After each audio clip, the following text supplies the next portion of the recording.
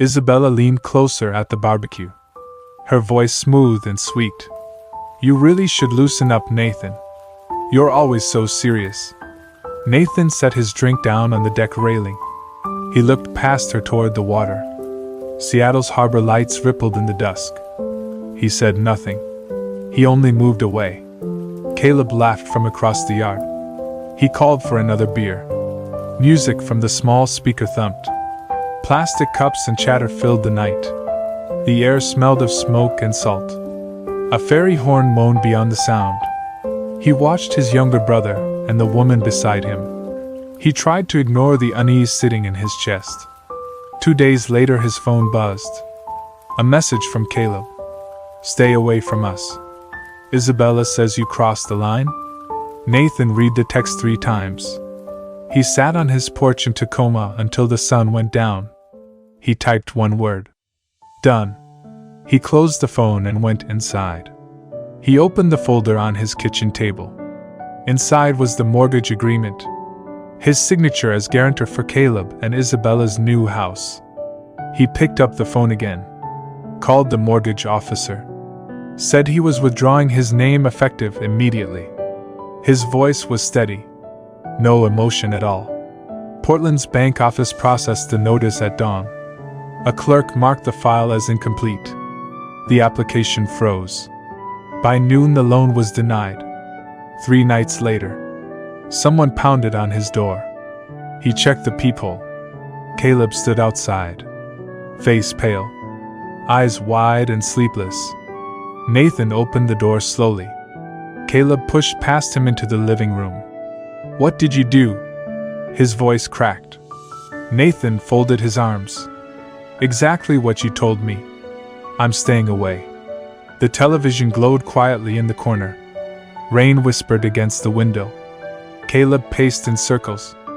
The loan is dead. You killed it.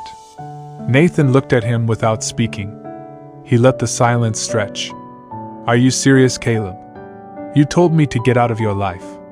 So I did. That was personal. She was upset. Maybe she overreacted. You don't ruin someone's dream over a fight.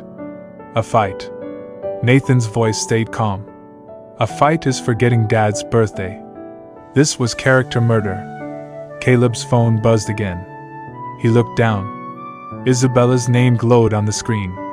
Her voice spilled out faint and fast. Fix it. Tell him to call them. Make him fix it. Caleb's jaw tightened. He hung up. You're going to call the bank. You'll tell them it was a mistake. No.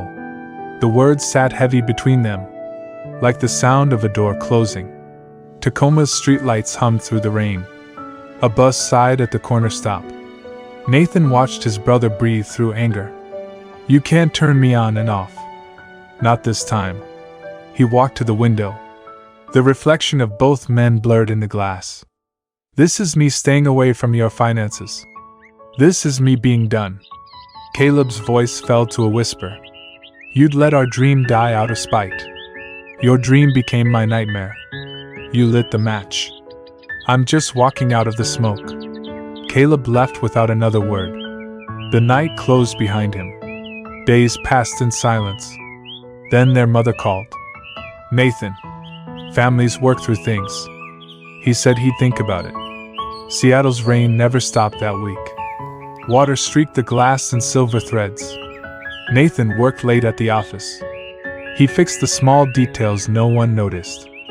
Laura waited for him at home. She poured coffee. She said nothing for a while. Then she asked, Are you okay? He nodded. He wasn't sure. Messages came from cousins, from old friends. Some asked if he'd really harassed Isabella. Some asked if Laura was safe with him. Laura deleted half of them before he could read. She said, They only know her version. They'll learn the truth. But truth takes time. And Isabella was fast. Photos appeared online. Captions about betrayal and jealousy. People whispered, He lost his mind. He destroyed their future. A week later a letter arrived. Official seal. A law firm in downtown Portland. They were suing him for emotional damages. They claimed malicious interference. Nathan sat in his car outside the repair shop. He read the letter again and again. The sky outside was dull gray. Trains moved in the distance like slow thunder. He thought about giving in, just to stop the noise. Laura found him like that. She slid into the passenger seat, took the letter from his hands. "They're bluffing," she said. "People can't slander you and still ask for your money." Did they even tell their lawyer what really happened? Her words clicked something inside him. He drove home in silence, opened the drawer by his desk, pulled out a notarized paper. It was the side agreement, the one Caleb signed without reading. Mutual respect. Good faith clause. Any defamation voids the guarantee. He scanned it carefully, attached the image to an email, added a screenshot of Caleb's text. "Stay away from us." He wrote only one line to his parents. "You asked why? This is why." He sent it and went to bed. The house was silent except for the rain. 48 hours later his father called, his voice slow and heavy. "We read it. We didn't know he signed something like that." Nathan said nothing for a moment, because he forgot, and because it shows who's telling the truth. His father exhaled. "He's coming over tonight. We'll talk." The talk ended the lie. Caleb came that evening. He looked smaller somehow, less sure of himself. The document sat open on the table, the signature clear, the text message printed beside it. He tried to explain. Said Isabella only wanted space. Said he thought it would blow over. Said he never imagined Nathan would pull the plug. Nathan didn't answer. He let the truth hang there like cold air. The next morning their parents drove to the couple's apartment. The house deal was gone. Deposit lost. Dream erased. Portland's sky hung low and gray. The building smelled of wet paint and regret. Their mother stood in the doorway. Isabella cried and called them cruel. Said they were ganging up on her. Their mother just looked at her, tears in her eyes. "How could you do this to our family? How could you do this to him?" The words ended everything. Weeks passed. The legal threats vanished. Caleb and Isabella still lived together. But the apartment felt like a cage. Resentment hung in the air like dust. Nathan stopped checking social media, stopped answering distant cousins.